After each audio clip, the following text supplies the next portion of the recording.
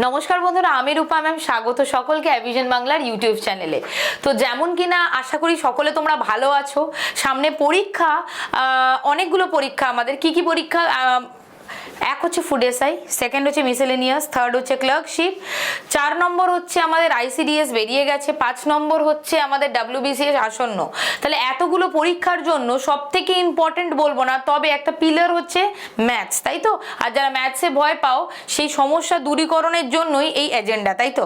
তাহলে চলো, আমাদের যে বেসিক চ্যাপ্টারগুলো করানো হয়ে গেছে, আশা করি প্রত্যেকে দেখে নিয়েছো। তাহলে আজকে আমাদের রেশিও কমপ্লিট। আজকে হচ্ছে আরও একটা ইম্পর্টেন্ট চ্যাপ্টার, সেটা হচ্ছে সময় ও কার্য, টাইম অ্যান্ড ওয়ার্ক। এটা শুধুমাত্র ম্যাথসে নয়, লাইফেও ইম্পর্টেন্ট। টাইমে যে কাজ করতে পারে সেই হচ্ছে কি জানো? বাদশা, তাই তো? তাহলে চলো, টাইম ওয়েস্ট না করে আমাদের টাইম অ্যান্ড ওয়ার্ক চ্যাপ্টারটা শুরু করি।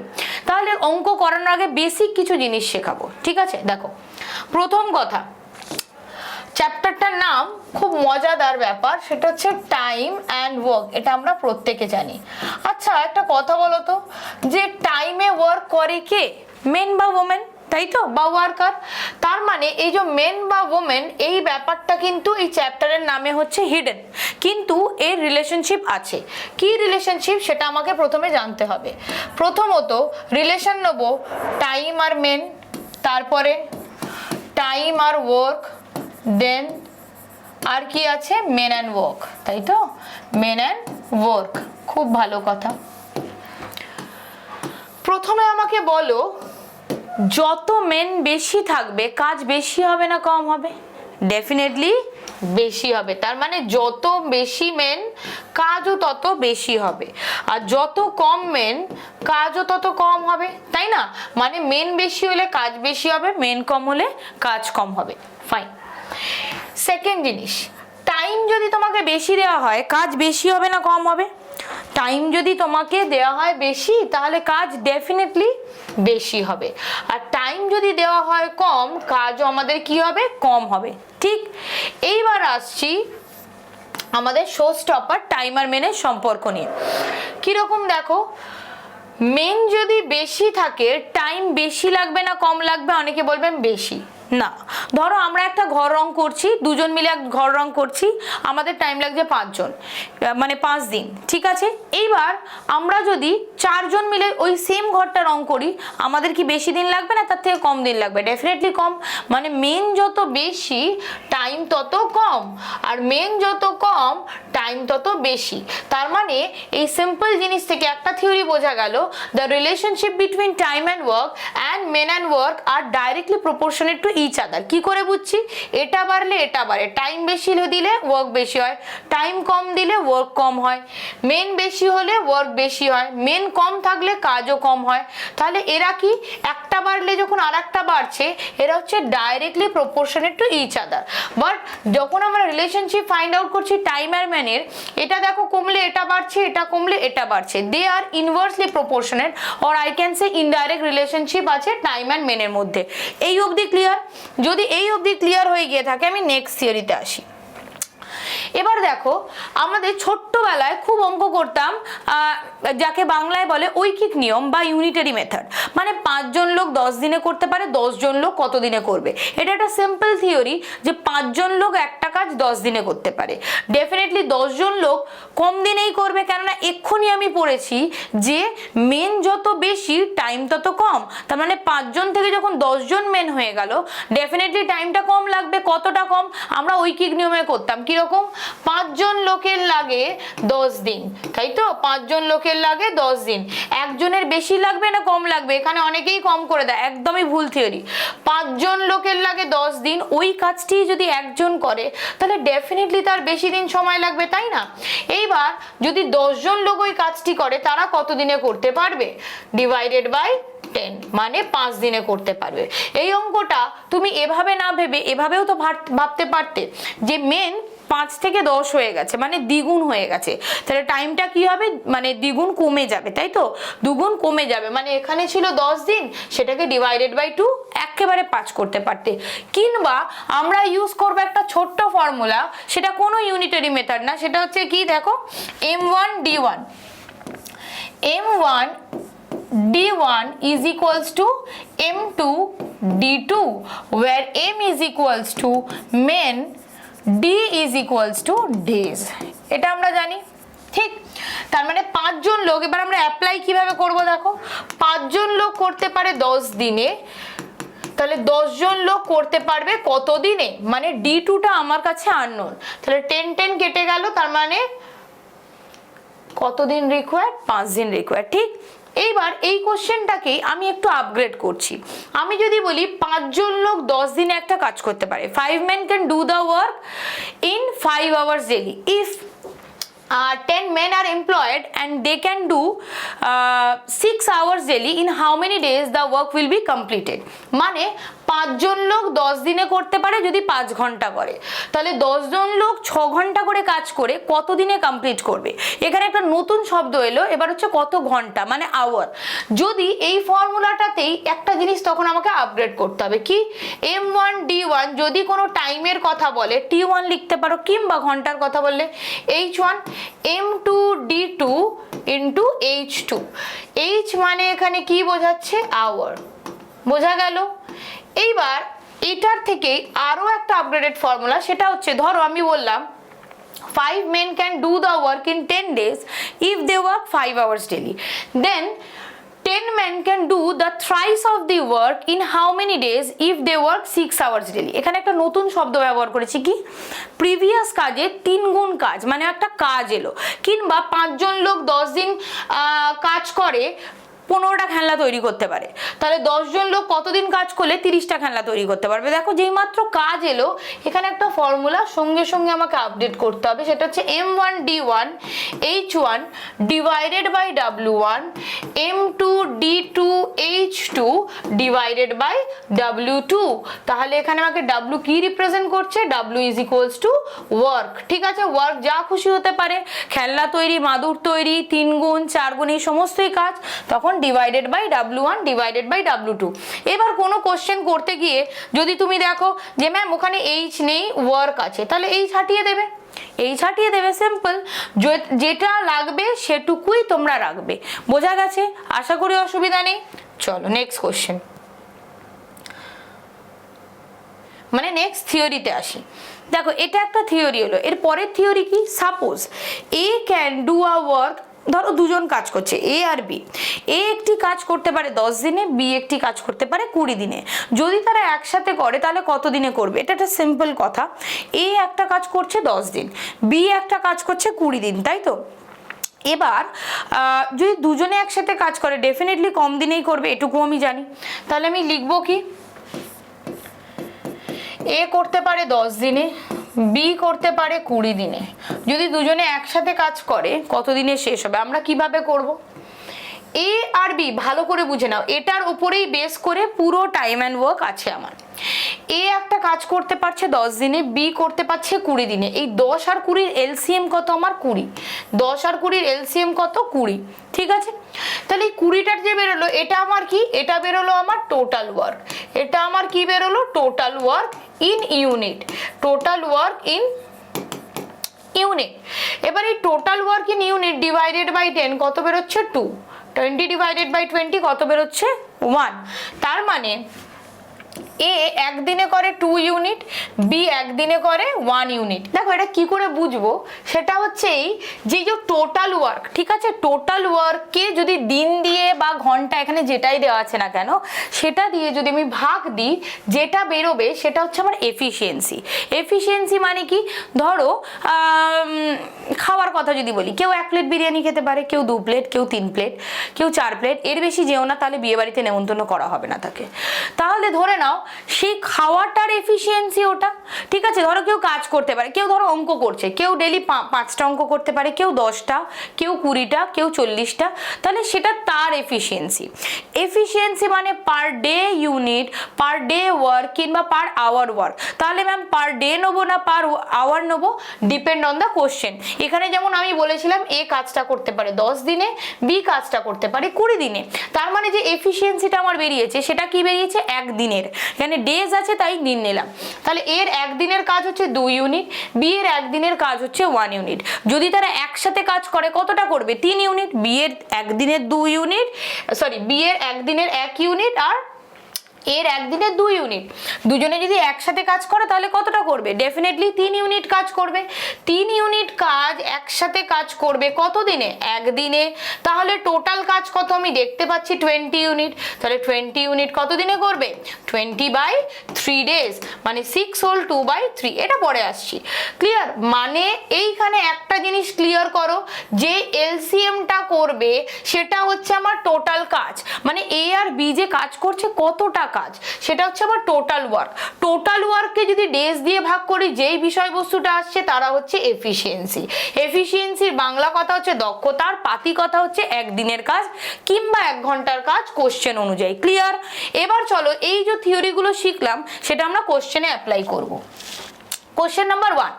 10 people can weave 10 sarees in 10 days. How many sarees can 20 people weave 20 days? আচ্ছা, এটা কোন থিওরিতে পড়বে? দেখো ম্যান আছে, ডেজ আছে, ওয়ার্ক আছে, তো ডেফিনেটলি যেটা শেখালাম এই মুহূর্তে, m1 d1 by w1 is equals to m2 d2 by w2। তাহলে এখানে একটা কথা বলো, কতগুলো মেন বলেছে? প্রথমে 10 জন মেন। কতগুলো শাড়ি করছে? 10টা শাড়ি। কত দিনে করছে? 10 দিনে করছে। খুব ভালো কথা। হাউ মেনি সারিজ মানে W2 জানতে চেয়েছে। 20 জন লোক 20 দিনে বুনতে পারবে। ঠিক আছে, তাহলে দেখো সব ফর্মুলায় বসিয়ে দিয়েছি, যেই জায়গাটা আননোন সেই জায়গাটায় রেখে দিয়েছি। তাহলে 10 আর 10 কেটে গেল, এখানেও 10 দিয়ে কেটে দাও 2, তার মানে W2 এর ভ্যালু কত? 2 দুগুণ 20 ইন্টু 2, দ্যাট ইজ 40। তার মানে 20 জন লোক 20 দিনে 40টা শাড়ি বুনতে পারবে। জাস্ট ফর্মুলায় বসাবে, একদম আনসার বেরিয়ে যাবে, কিচ্ছু মাথা লাগানোর প্রয়োজন নেই। তাহলে এইটা তোমাদের জন্য হোমওয়ার্ক, সেম ফরম্যাটে। ঠিক আছে, এটা স্ক্রিনশটটা তুলে নাও, এই হোমওয়ার্কটা করে বলো, ওই ফর্মুলাতেই হবে। নেক্সট কোশ্চেন কি বলেছে দেখো, 9 machines work 10 hours daily doing one job in 24 days. Fine. If 12 machines work 12 hours a day, in how many days will the work be completed? আচ্ছা, এখানে বলবে ম্যাম ম্যান তো নেই, তাহলে কি হবে? এখানে দেখো 9টা মেশিন 10 ঘন্টা কাজ করে, 24 দিনে কাজটা শেষ করে, তাহলে এখানে মেশিনটাই মানুষ হিসেবে ট্রিট হচ্ছে, তাই তো? তার মানে এখানে দেখো কি হবে, m1 d1 h দেওয়া আছে, হ্যাঁ দেওয়া আছে, h1 ওয়ার্ক দেওয়া নেই, তার মানে W2 এর লেখার দরকার নেই, তাহলে m2 d2 h2। আচ্ছা, 9টা মেশিন 10 ঘন্টা কাজ করে কত দিনে কাজটা শেষ করে? 24 দিনে।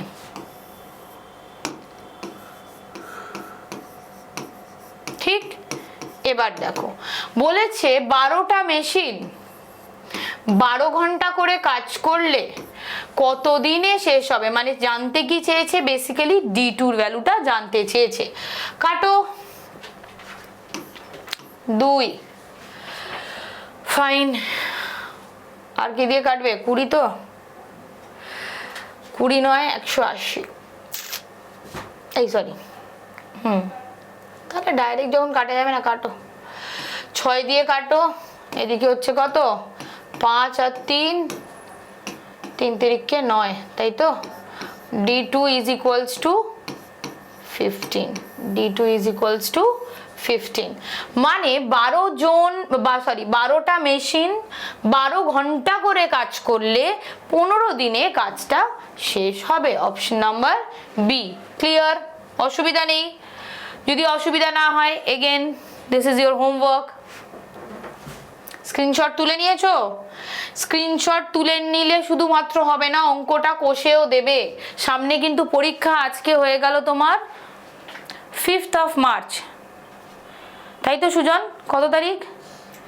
7 তারিখ, সরি আমি একটু ব্যাক গিয়ারে চলছি, যাই হোক। তো 7 তারিখ আর 9টা কিংবা 10টা দিন বাকি। কেন না, যাদের 16 তারিখে পরীক্ষা তাদের 9 দিন বাকি, আর যাদের 17 তারিখে পরীক্ষা তাদের 10 দিন বাকি। তাহলে এই 10টা দিনে আর গড়িমসি করার সময় নেই, আশা করি হোমওয়ার্কটা চলে আসবে। নেক্সট, এটা নেক্সট যে থিওরিটা শিখিয়েছিলাম তার বেসে একটা অঙ্ক আছে। কি বলেছে দেখো, A alone can do a piece of work in 20 days, মানে এ একটি কাজ করতে পারে কত দিনে? 20 দিনে। আচ্ছা, and B alone in 30 days, তাহলে বি কত দিনে করতে পারে? 30 দিনে। তাহলে 20 আর 30-এর লসাগু কিংবা এলসিএমটা আমার কি বেরোবে? 60। কিভাবে বার করলাম ম্যাম? 20 আর 30-এর মধ্যে বড় নাম্বার কোনটা? 30।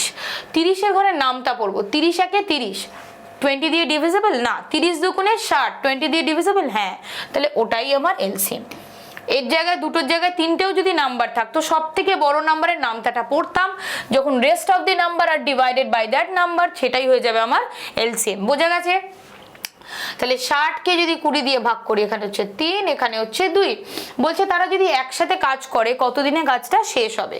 তাহলে এই যে ভাগ করে যেটা বেরোয় সেটা আমার কি? এফিসিয়েন্সি। মানে এর একদিনের কাজ 3 ইউনিট, বি এর একদিনের কাজ 2 ইউনিট। তাহলে দুজন যদি একসাথে কাজ করে কত ইউনিট কাজ করবে? 5 ইউনিট। কত দিনে করবে? একদিনে। 5 ইউনিট করে একদিনে, তাহলে 60 ইউনিট করবে কত দিনে?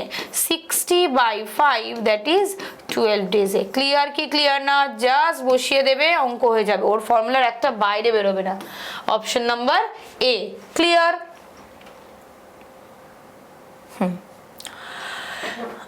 এটা হচ্ছে তোমাদের হোমওয়ার্ক। দেখো অনেকেরই মনে হবে ম্যাম আপনি সোজা অঙ্কটা নিলেন, কঠিনটা দিলেন, শুধু একটু হিন্টস বলে দিচ্ছি।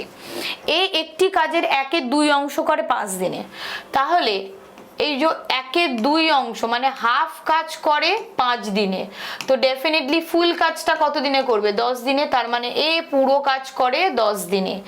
বি দেখো সেম ভাবে 2-এর 5 অংশ করে 6 দিনে, তাহলে পুরো কাজ কত? 1। পুরো কাজ করবে কত দিনে? ডেফিনেটলি উল্টে যাবে, তার মানে 15 দিনে। এবার তো নর্মাল বেরিয়ে গেছে যে এ একদিনে পুরো কাজ করতে পারে 10 দিনে, বি করতে পারে 15 দিনে।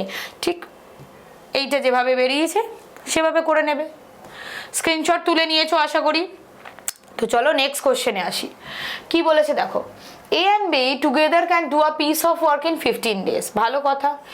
A plus B দুজনে কাজ করতে পারে 15 ডেজে। A alone can do the work in 20 days. A যদি একা কাজটা করে সেই কাজটি করতে পারে 20 দিনে। In how many days will B alone to do the work? আচ্ছা, এখানে দুটো আছে ম্যাম, এখানে একটা, তাতে কি হয়েছে? পদ্ধতি তো সেম। এই দুটোর এলসিএম, এই দুটোর এলসিএম কত? 60। তাহলে এখানে হবে 4, এখানে হবে 3। এই যে 4 আর 3 বেরোলো, এটা কি? এফিসিয়েন্সি। তাহলে এ আর বি এর একদিনের কাজ হচ্ছে 4 ইউনিট, এর একদিনের কাজ হচ্ছে 3 ইউনিট, তাই তো? এ আর বি এর একদিনের কাজ 4 ইউনিট, এর একদিনের কাজ 3 ইউনিট। এ বি থেকে যদি এ কে বাদ দিয়ে দিই, তাহলে কে পড়ে থাকবে? বি পড়ে থাকবে। তাহলে বি এর একদিনের কাজ কত হবে? 4 - 3, দ্যাট ইজ 1 ইউনিট, তাই তো? 1 ইউনিট। তার মানে বি এর একদিনের কাজ 1 ইউনিট, তাহলে 1 ইউনিট করে একদিনের টোটাল কাজ কত? 60 ইউনিট। তাহলে 60 ইউনিট করবে 60 ডেজে, 60 ইউনিট করবে 60 ডেজে। ক্লিয়ার কি ক্লিয়ার না? Absolutely clear. যদি ক্লিয়ার হয়ে গিয়ে থাকে, this is your homework. Take a screenshot আর আনসারটা অবশ্যই বলবে। এখানে এবিসি আছে, এবি আছে, তাহলে সি এর জানতে চেয়েছে, তাহলে এবিসির থেকে এবি কে বাদ দিলেই সি পড়ে থাকবে। ঠিক এইরকম উপায় আগেরটার মতো। Next question.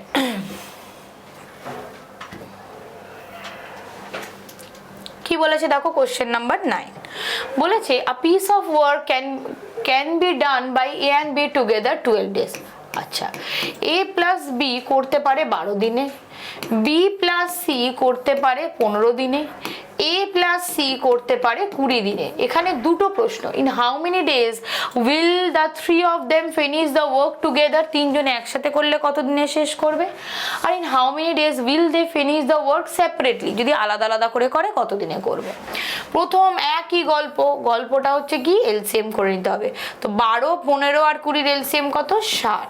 60 ভাগ 12 5, 60 ভাগ 15 4, 60 ভাগ 20 3। ভালো কথা। এবার কি বললো দেখো,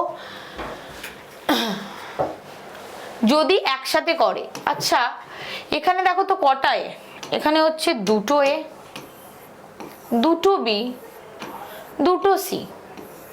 তাহলে দুটো এ, দুটো বি আর দুটো সি মিলিয়ে, মানে দুটো এ, দুটো বি আর দুটো সি এর একদিনের কাজ, দুই কমন নিয়ে নিলাম, একদিনের টোটাল কাজ কত? 12 ইউনিট। তার মানে একদিনের কাজ কত? শুধু এ বি সি এর, দুটো এ, দুটো বি, দুটো সি এর হচ্ছে 12 ইউনিট, একটা এ, একটা বি, একটা সি এর কত? 6 ইউনিট। যদি এই 6 ইউনিট বেরিয়ে গিয়ে থাকে, তাহলে বলেছিল তিনজনে কতক্ষণে কাজটা শেষ করবে। তাহলে একটা কথা বলো, এ বি সি এর এফিসিয়েন্সি হচ্ছে 6 ইউনিট, তাহলে এ বি সি 6 ইউনিট করে হচ্ছে একদিনে, তাহলে 60 ইউনিট করবে কত দিনে? 10 দিনে, বেরিয়ে গেল 10 ডেজে। এটা হচ্ছে একটা আনসার। এবার বলেছে তারা আলাদা আলাদা করে কাজটি করলে কতদিনে শেষ করবে। দেখো, এ বি সি এর এফিসিয়েন্সি হচ্ছে তোমার 6 ইউনিট, ঠিক? এ বি সি এর এফিসিয়েন্সি থেকে যদি এ বি এর এফিসিয়েন্সিটা বাদ দিই, পড়ে থাকে কি? সি এর এফিসিয়েন্সি। তাহলে সি এর এফিসিয়েন্সি কত বেরোবে? 6 মাইনাস 5, এইগুলো মাইনাস করবে না কিন্তু, এগুলো দিন, এগুলো এফিসিয়েন্সি মাইনাস করবে 1। আচ্ছা, এ বি সি থেকে যদি বি সি এর এফিসিয়েন্সি বাদ দিয়ে দিই, কার পড়ে থাকে? এর এফিসিয়েন্সি। তাহলে 6 minus 4 that is 2। A B C এর এফিসিয়েন্সি থেকে যদি এ সি বাদ দিয়ে দিই, তাহলে কার পড়ে থাকছে? বি। তাহলে 6 মাইনাস 3 দ্যাট ইজ 3। তাহলে দেখো ইন্ডিভিজুয়ালি কাজটা কত দিনে শেষ করতে পারবে? তাহলে 60 divided by 1 that is 60 days. তাহলে 60 divided by 2 is equals to 30 days, and 60 divided by 3 that is 20 days. ক্লিয়ার? কেন কেন ভাগ করে দিলেন ম্যাম? এগুলো তো এফিসিয়েন্সি বেরিয়েছে বাবা। 1 ইউনিট করে 1 ডেজে, 60 ইউনিট করবে 60 দিনে। 2 ইউনিট করে 1 ডেজে, 60 ইউনিট করবে 30 ডেজে। 3 ইউনিট করে একদিনে, 60 ইউনিট করবে 20 ডেজে। তার মানে আমার টোটাল যদি সবাই মিলে কাজ করে, কাজটি শেষ হবে 10 দিনে। ইন্ডিভিজুয়ালি করলে এর লাগে 30 দিন, বি এর লাগে 20 দিন, সি এর লাগে 60 দিন। তার মানে অপশন নাম্বার এ। ক্লিয়ার কি ক্লিয়ার না? যদি ক্লিয়ার হয়ে গিয়ে থাকে, দিস ইজ ইউর হোমওয়ার্ক। এই হোমওয়ার্কটা করে আমাকে অবশ্যই আনসারে জানিও, কেমন? তাহলে আজকের ভিডিওটা এই পর্যন্তই ছিল। টাইম অ্যান্ড ওয়ার্কের বেসিক কিছু অঙ্ক করালাম, প্রথমে থিওরি, দেন ওই থিওরিগুলোই আমরা অ্যাপ্লাই করলাম। তো আশা করি তোমরা বুঝে গেছো। যদি বুঝে গিয়ে থাকো তাহলে ডেফিনেটলি হোমওয়ার্কগুলো করো। হোমওয়ার্ক করলে আর কিছুই না, তোমার প্র্যাকটিসটা বা তুমি কেমন বুঝেছো, যেটা বুঝেছো সেটা অ্যাপ্লাই করতে পারছো কিনা নিজেই বুঝতে পারবে। তাহলে আবারও পরের ভিডিওতে দেখা হচ্ছে। ততদিন পর্যন্ত ভালো থেকো, সুস্থ থেকো, পড়াশোনা করতে থেকো। আর হ্যাঁ, অবশ্যই ভিডিওটা লাইক করো, কমেন্ট বক্সে কমেন্ট করো যদি তোমাদের কোনো ডাউট থেকে থাকে, আর শেয়ার করো as much as you can. Thank you so much.